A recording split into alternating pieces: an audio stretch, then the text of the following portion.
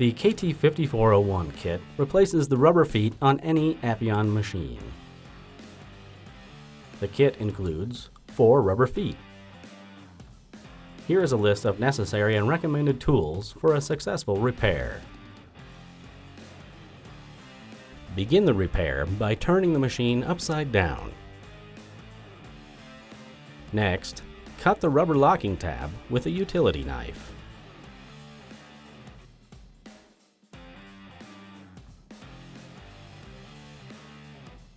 Pull the cut foot to fully remove it.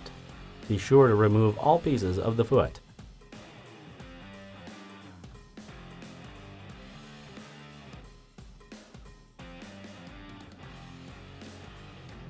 Saturate the foot groove with isopropyl alcohol to slide the foot into place. Do not use oil or grease. This will damage the foot. Use a flathead screwdriver to lift the locking tab into place. Repeat this process for the other 3 feet.